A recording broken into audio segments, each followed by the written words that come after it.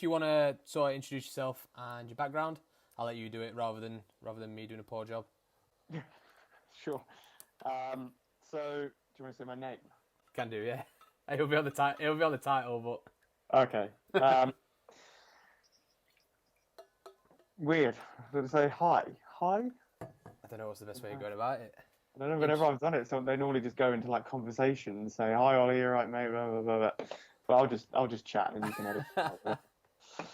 um, Hi, yeah. So my name's Oliver Whiteman. I'm a accredited performance nutritionist based in East Anglia at the moment. So I've got a master's in sport and exercise nutrition, and I sit on the sport and exercise nutrition register.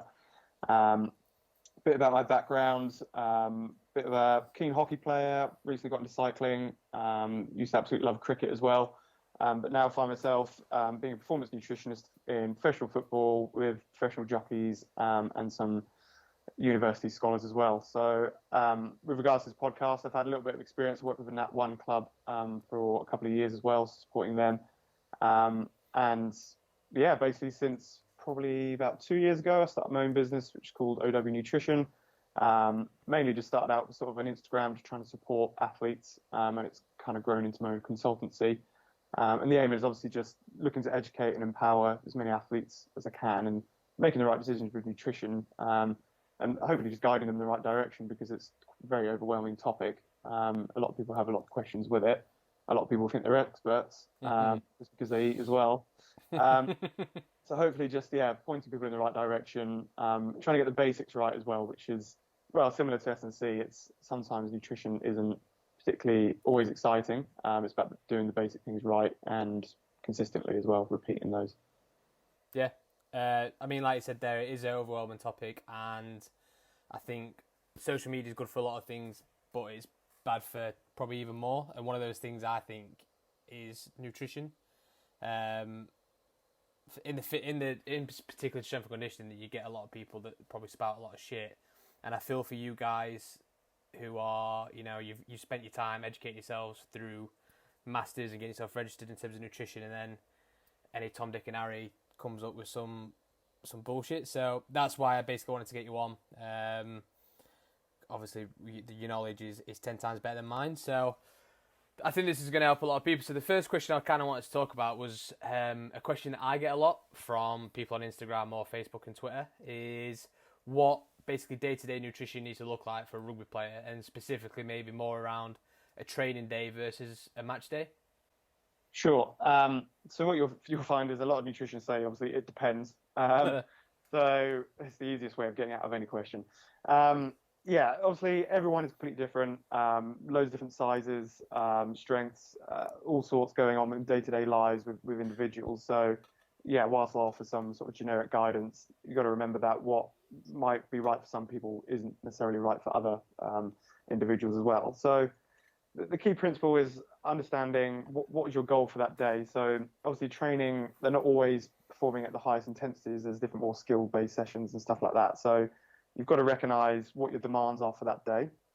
And once you work that out, then you need to think about how to structure your nutrition. So for example, maybe it's pre-season, you've got a really, really high training load that week. The intensity is really high, you may be a bit unfit as well. Basically, a lot of the emphasis is going to be on your carbohydrate intake, particularly. So obviously, that is how we prime for performance. To reach those highest gears, to get the performance that we want, we need to be having enough carbohydrate in your system. So if you were to break down a day, I guess you'd be looking at making sure you've got carbohydrate in every single meal. It's probably one of the easiest ways of looking at it. Breakfast, just make sure you've got several slices of toast if you're having sort of eggs on toast, for example. If you're having a smoothie, put some oats in there, anything like that. If you're having porridge, it's great. Make sure you've got it with lunch as well. Obviously, it completely depends on what time of day they're working out as well, or they're training. So there's a lot of variables that can come into that, but the main emphasis is just make sure you're thinking about your carbohydrate intake. So don't restrict your carbohydrate intake necessarily. Obviously, if it's more of a skill session, that's when you can reduce your carbohydrate intake a little bit. So when you're performing skills, it's not as intense. It probably won't be for as long either. So we don't need to maintain that performance throughout that session necessarily. It just needs to be for a short period. you'll have enough carbohydrate generally from your day-to-day kind of meals. You don't necessarily have to get more carbohydrate into your system. And I think that's probably the easiest way of doing it. So it's what we call basically fueling for the work required. And what I generally get quite a lot of my athletes to do is to categorize their week into low, medium, and high. So high, yeah, being, as I say, those really high intensity sessions, really, really demanding, and you want to be in the top of your game to push yourself to get fitter and stronger. Medium could be, yeah, more those kind of skill-based sessions, maybe a hard S&C session, and then low, we're looking at active recovery or complete rest days. And as I say, that your nutrition should look different on each day, basically, and your carbohydrate should correlate with the intensity for that day. So low days, yeah, lower carbohydrate, medium days, sort of a moderate amount, and then higher, going above and beyond, getting some extra snacks in there, making sure each meal has probably got a good quantity of carbohydrate in there. So that's, yeah, as quickly as I could, I guess, sort of training day nutrition in a really basic sense. When it comes to match day, obviously we want performance, so we don't need to necessarily be worrying too much about body composition on these days. That's quite a big worry that during the season, I mean, we could have a whole chat about body composition. I'm sure it'll probably come up, but we want to make sure, again, that we're fueled well. We've got enough energy to, yeah, put out our highest performance in a game. So the hard work quite often comes the day before, and a lot of people forget that. And that if you get 24 hours right before game, you're putting yourself in the best position to go out and perform on your match day. And if anyone ever suffers from poor appetite with some nerves, or yeah, just generally struggle to eat on match day, then actually if you do the right things the day before, you're putting yourself in a better position there to actually cope with that, and you can still get enough energy, hopefully, or a good amount of energy from the day before as well. So yeah, again, similar to what I was saying with training day, just make sure every single meal has got a good source of carbohydrate, and maybe increase it just slightly. So some people would say call this carbohydrate loading, but you don't necessarily need to do that. You just need to think about fueling up the tank, I guess, filling the tank up. If, for example, you had 40 grams of oats normally on a kind of regular day, just looking to maybe double that, maybe get up to 80, or maybe a little bit less, even 60 grams of oats. If you have 2 slices of toast with eggs, just go up to 3-4 slices. Doesn't have to be groundbreaking. It doesn't have to be complicated at all. Just have to get that quantity of carbohydrate up a little bit more as well.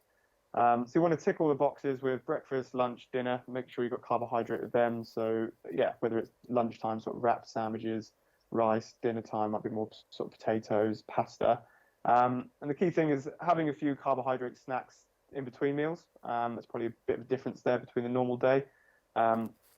Things like malt loaf are great. Juices, sort of orange juice, apple juice, cereal bars, anything like that, just to pick at and to increase that carbohydrate intake for that day. You don't have to. What we quite often see is people have one massive meal kind of the night before the game and feel quite lethargic, sits quite heavy. And actually, you can just spread that out over the day, and you'd feel a lot better for it. You'd probably get more carbohydrate in. And that will help you on the match day as well. When it comes to actual match day, then the top tip would be play around with it in pre-season, kind of work out what works for you, because everyone's a little bit different. Everyone's got different food preferences. The main thing is, again, carbohydrate option with breakfast. So whether that's oats, toast, pancakes, even something like banana pancakes, if you want to keep it a little bit interesting, is great. We want a little bit of protein with your breakfast. It will help keep you satiated, so we don't want to get hungry when we're playing. So a little bit of protein for breakfast. It will also help a little bit of muscle recovery and repair from the week. And then as you get closer to the game, you want a big pre-match meal. And again, I'm sounding like a broken record, but carbohydrate is obviously the number one. And we want something like very, very simple white pasta, maybe a really basic tomato sauce with a little bit of protein again. So maybe just a little bit of chicken, a little bit of tuna, anything like that. And again, it doesn't have to be complicated. It's just about getting the quantities right, if anything, and making sure it sits okay in the stomach. So what often happens, or sometimes what we see, is people try and eat a really healthy meal basically before game. And whilst that is like promoted any other time of the week, actually the fiber content and maybe the fat content of that meal is so high because we're trying to tick all the health boxes that actually your performance becomes compromised because it's really hard to digest basically, and you can get gut symptoms. The absorption of your carbohydrate will be a little bit lower. because you've got other nutrients in there which need to go through the digestive system as well. So actually, yeah, basic is almost better sometimes with that pre-match meal.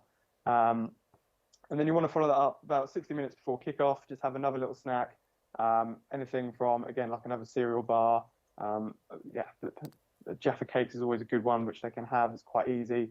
Caffeine, I mean, we're probably going to talk about supplements in a minute, but caffeine could be something to play around with about 60 minutes before. And then you're into the game, really. And it's sort of, I mean, halftime is another really good opportunity to get some more fuel in. And the whole idea is that I'd rather have someone almost over-fueling than under-fueling, because, yeah, at least you'll have that fuel there available. But if you're not eating enough on game day, then that's going to compromise your performance. Whereas even if you maybe don't play for as long as you want, or the game isn't as intense as you might expect, you still got that fuel there, which you can use for that performance. Spot on.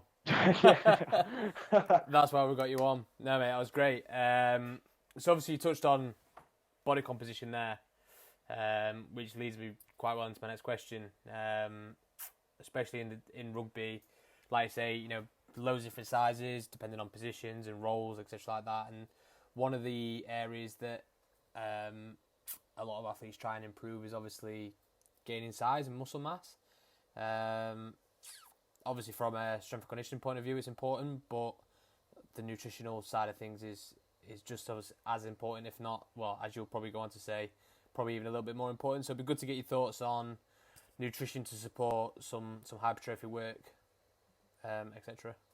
Sure. So hypertrophy and sort of muscle gain will look pretty consistent for everyone, actually.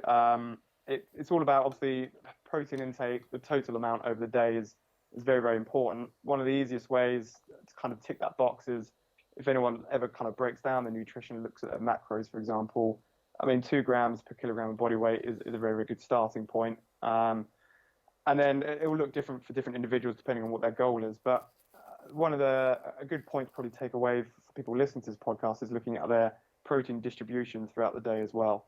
So what we often see is breakfast and lunch have low to moderate amounts of protein intake, breakfast probably even less. And in their evening meal, they might have a huge bolus hit of protein, sort of 60, 70, 80 grams plus. And basically, it's more effective for your muscle growth to split that into 2 meals and to distribute each protein serving by 3-4 hours roughly each time. So what it does is when you eat, say, a chicken breast, you stimulate your MPS, your muscle protein synthesis, for about 3 to 4 hours, and then it drops down into something called muscle protein breakdown. And we just want to keep, obviously, as much time as possible in the MPS state.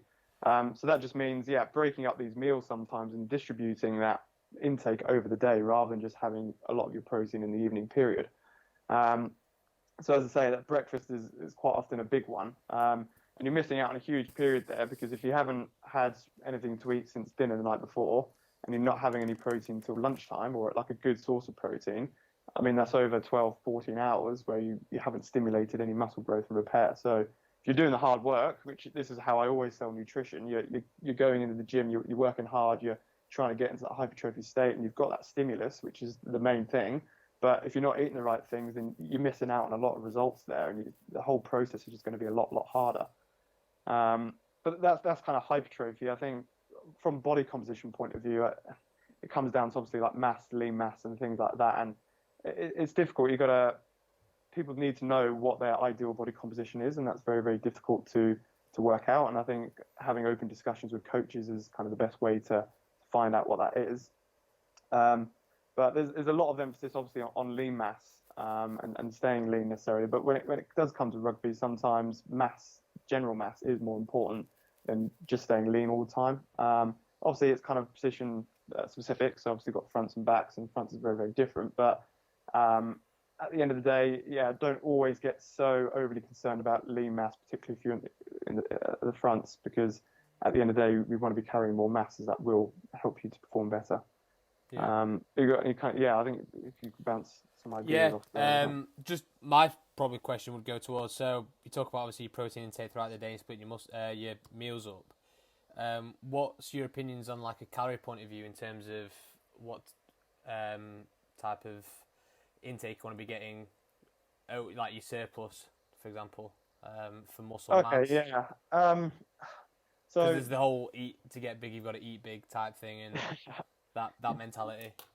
don't so to put on muscle, you don't need to be in a massive calorie surplus. It will depend on your training status. So if it's your first year of lifting weights, you're going to put on muscle so quickly. Whereas obviously most rugby players, it will be they've been lifting weights for a long, long time. So actually their muscle growth will be quite slow, and you don't need a big surplus at all. It would be probably 100 to 200 calories a day tops, really.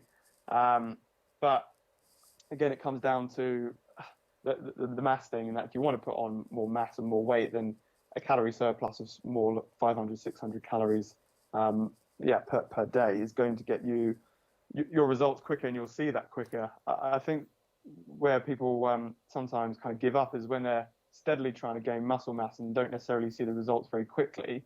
They think they're not necessarily eating enough, and they try and eat more and more and more, but that's not necessarily the case. It's just the fact that building muscle is quite a slow process. Yeah.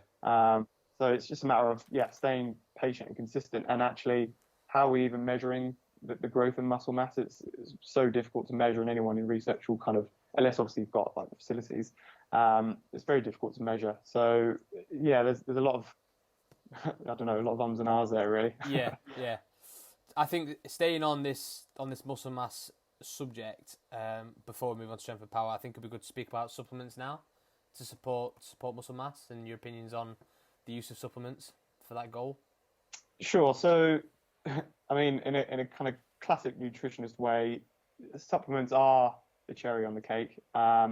So people often do go to kind of gainers quite quickly, and you don't necessarily need to, because you can make a perfectly adequate sort of smoothie with peanut butter and avocado and things like that, and get way more calories and nutrients than sort of a gainer shake, for example. But supplements do play a role. They can make things very convenient. They can improve performance as well, some of them at least. But I mean, there aren't many that really do work. I've got loads of research behind them, but they're only a handful. I guess if someone, whey protein, for example, is effective, if you can't get a meal in, or you're in a rush, or if you're looking to go through a fat loss phase or something like that, they're very, very effective, so they're great.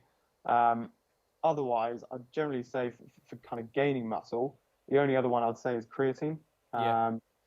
It just maximizes everything you're doing in the gym, basically. The way I kind of tell people about it is that if it helps you to get one more rep out over 4 weeks, 5 weeks, if that's one more rep every time you're doing that set, then that's going to add up to a lot, really, in 3-4 weeks' time, isn't it? And you don't know how much muscle mass that might lead to. So it's kind of marginal. You're not going to suddenly balloon out, and you're not suddenly going to be able to lift loads. But if it does help you get that extra rep, then that can go quite a long way over a long period of time. Staying on creatine, like I said, I will go off on a tangent at times. What's your opinions on loading strategies for creatine? So you have got two options, really. You've kind of got obviously more aggressive and then sort of less aggressive. So a chronic and acute, basically, is what some people call it. So basically, you want to be aiming, if you're going for the acute phase, you want to be aiming for about 20 grams per day. Most people split that into 4 times 5 gram servings over the day. Timing of it doesn't matter so much. There's a little bit of research to say in your post gym shake or something is a good time to do it, but it's very, very marginal. Personally, I actually always recommend just the slow dose, mainly because from an adherence and compliance point of view, remembering to have creatine 4 times a day can be quite difficult, and it's easier just to have 1 5 gram serving every day for however long you want to stay on your creatine supplement for. It's just easy. You get into a nice habit with it. You'll probably have it in the morning, and it's just easier to remember rather than just going through this kind of aggressive acute phase. And you get to the same point. You get the saturation in your muscles, which is what you want, but it just happens at a bit of a slower rate. So as long as you're a bit proactive about it, as when you want to be peaking, that's absolutely fine. I would just say as well, it needs to be creatine monohydrate if anyone obviously is interested in that, because there are a few other types of creatine, but monohydrate is the most effective one. Is there a significant difference between the two in terms of what the outcome will be, if that makes sense? I don't know if the best way of wording it. So what's the difference between sort of creatine and the monohydrate version? To be fair, I can't remember all the names of the other ones. It's very significant. In that I only ever promote, and all nutritionists ever promote, creatine monohydrate. It's the most effective, I think. I can't remember the science completely, so I'm not even going to try and delve into it. Yeah, Actually. I remember talking about the ease part of loading versus slow loading. I used to live with a guy who went through a pretty. It would have been a 20 gram a day load for 5 days. I can remember getting to the point where he'd forget, so he'd like shot it into his mouth. It's just like, and it was all bitty in his mouth. It's disgusting. I mean, I've actually done the same when I was at university as well. So Yeah. felt like it was a rite of passage, really. Well, yeah. Let's not talk about what we did at university. Moving on to sort of then the more strength and power side of things. So obviously you've got maybe those guys who are looking for a more muscle mass type of goal, but then we've got more than plenty of athletes who really focus on the strength and power development. So, what way should they attack basically the nutrition for strength and power development? It shouldn't look too different, I guess. You'd obviously want to be weight and that kind of power to weight ratio, I guess, will come into it a little bit more when you're not just looking for that outright mass and you are looking, as you say, for strength and power. So if you are looking to be a little bit leaner, that's when you probably want to be a little bit smarter about your carbohydrate intake. And as I say, actually really change the intakes over the day, so the low, medium, high again. It's a really good way of, first of all, ensuring that you've got the performance on those high days, but actually it helps to drop your calories down and maintain a good body composition as well by having those low days. But otherwise, it's pretty much exactly the same principles in that you want that protein distribution, you want adequate amounts over the total of the day. Make sure you've got the stimulus in the gym, which they should do. Recovery-wise, pretty much exactly the same, and that as long as you've got that protein distribution, that's going to help your muscle repair and your growth. I wouldn't say there's too much that necessarily stands out from like a nutrition point of view. Creatine, again, will be beneficial for that. So there's loads of research into how it can improve kind of repeated sprints. So obviously maintaining that power output, it could be really, really useful for that. But yeah, there's nothing immediately where I'd say, oh, you've definitely got to follow this. And that's probably pretty similar for nutrition across the board, really. It does look quite similar for a lot of individuals, but just small tweaks. Just picking up off a word you said there. I don't know, you might not have even said it, but it's coming to my mind. And this might be something that isn't even really a thing, but for athletes who are injured, is there any type of considerations that they should have? Go on. You could do a whole podcast on this. Oh, really? It's huge. Yeah. So when I work with the jockeys that I work with, they are quite often have big falls. We've got really kind of robust injury rehab protocol there. So, I mean, to keep it really, really simple, first thing first is that you don't want to be losing weight whilst you're injured. Particularly, I mean, if it's a relatively severe injury and you're immobilized or you're on crutches or anything like that, basically, if you're conscious about your weight, so athletes, what we quite often see is that they want to keep a good body composition, and then they get injured and they're worried that they're going to put on loads of weight because they carry on eating. And then they actively try to reduce their calorie intake. But basically all that does is really significantly slow down the healing process. And actually sometimes calorie intakes can be very, very similar when they're injured to when they're playing, because things like going on crutches and the extra efforts they have to make when they're injured can actually amount to quite a lot of calories. So first thing first is just make sure that you're eating enough. And again, that protein throughout the day is really going to help to that distribution. Depending on what the injury is, there's a few supplements and a few different foods out there which you could be focusing on. So if it's if it's a bone injury, we're looking at things like calcium intake. Collagen intake will really help connective tissue. So if anyone's got any ligament or tendon damage, taking collagen sort of 60 minutes before a weight-bearing activity. So anything like just some gentle exercise in the gym can be really, really good. And then you're looking at things like vitamin D can help the absorption of the calcium. So again, if you've got a bone injury there, that's really, really important. But yeah, main thing is just real big focus on the energy intake, actually, making sure that you get that right. And athletes don't panic when they are injured, because it's better off actually getting back from your injury quicker and then focusing on maybe your body composition and going through a fat loss phase, rather than slowing your whole process down and not eating enough. And yeah, nobody wins from that situation, really. Yeah, just popped into bed then. It's just something I've never really read into, so I think a lot of people will get something from that. Moving on, this might I think, well, I feel like I'm just rattling lists off to you. You're just coming out of all these nuggets, and I'm just like asking a question here and there. Yeah. Again, just something else that's coming to my head, and I don't know what your opinions on it. It's a kind of, there's always going to be fads in the fitness industry. Strength and conditioning, you get quite a lot, and I think, again, going back to you guys on the nutrition side of things, you get even more in terms of fads. We know how prevalent they are in the weight loss industry, but is there any in the performance industry that you see that you think the athletes should be wary of? Yeah, there definitely is. You'll be amazed at how many elite athletes obviously see social media and still think that this is going to make them the next whatever, really is going to take their performance to the next level, and they see a fad diet. Probably the first one would be a low carb diet. So obviously people think from a body comp point of view it's brilliant. They think it magically makes them lose weight. Doesn't at all. It's all about energy balance without getting into too much there. But at the end of the day, you're compromising your performance because you need carbohydrates to be able to get into those highest gears and to repeatedly put out those sprints and those efforts. And particularly in rugby, you've got all these collisions. You've got a lot of high energy impact stuff going on. Being low carb is not sensible, basically. And what I've seen, particularly in football as well, there's a lot of emphasis on aesthetics. So they always like, I want to get lean, I want to get shredded, and therefore they try and cut out carbohydrate. But they have no idea what impact that's having on their performance. So that's definitely one. I think was it January this year? I can't remember when it came out, but there was one documentary on Netflix that basically ruined my job for about a month.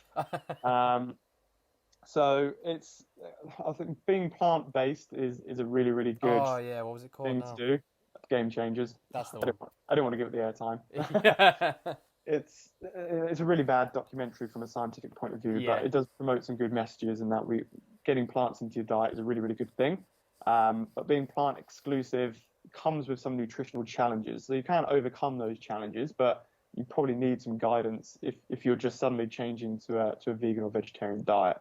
And that is sort of protein intake needs to be changed a little bit. The types of protein needs to be changed a little bit. And that's absolutely fine. You can do that. You just need to make sure you're going about it in the right way. And that often comes from support of the nutritionist. But people suddenly thought that obviously going vegan was suddenly going to make them feel 10 times better and perform 10 times better. And that's not necessarily the case. If you do it correctly, in the right manner, that might end up in performance gains. And as I say, there is something to be said for eating lots of plants. I think that's really positive. But that documentary was tough. Yeah, just on the documentary, I remember I watched 20 minutes of it and then turned it off. And I can remember I wrote loads of tweets on it, and I've literally just got my phone out and got them up. Because in the first 20 minutes, I remember, let me just go. So it starts off with the reference to the gladiators eating a plant-based diet in relation to their superior athleticism, which I didn't get. And then there's also a weird video of a dad interviewing a 6-year-old about what food he eats, and it's the weirdest thing I've ever seen.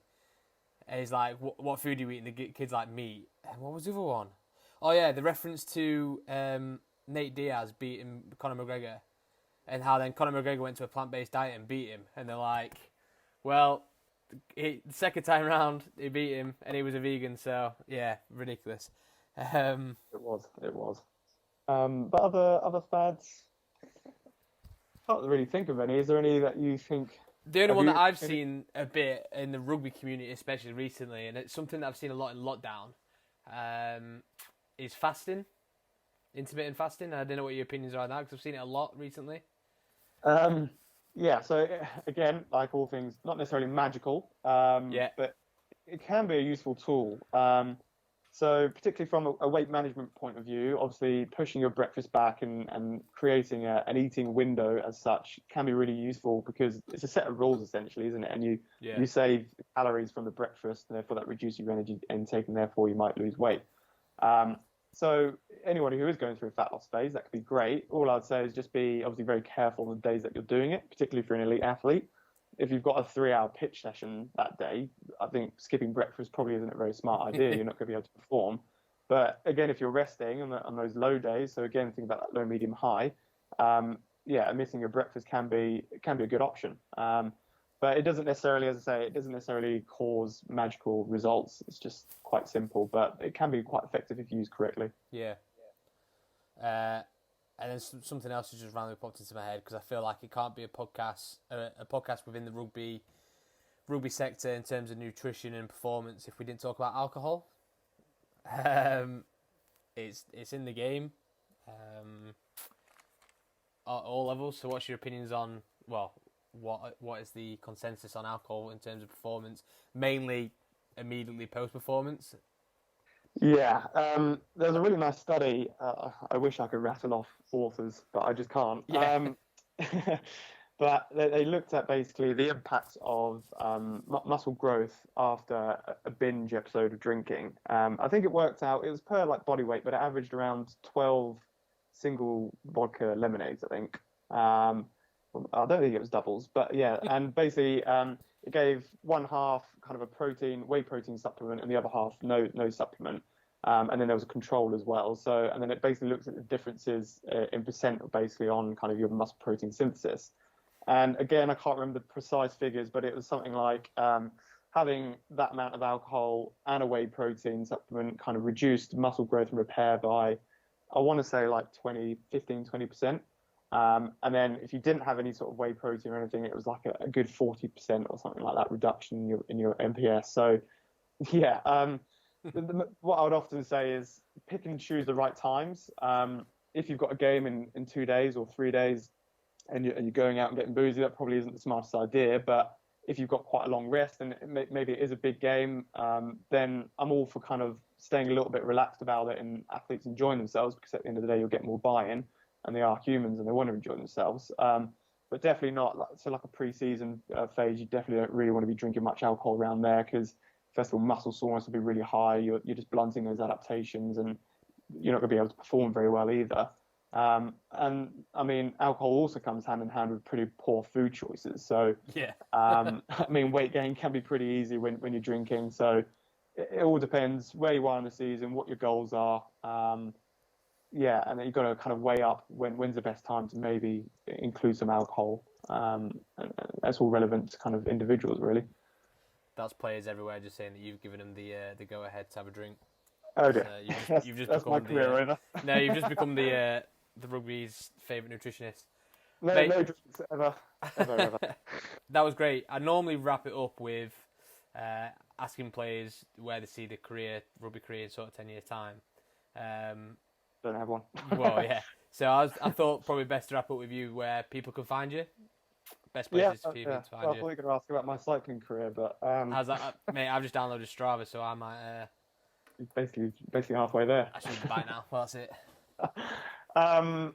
Where can they find me? So I've got a website, which is just www.ownutrition.co.uk.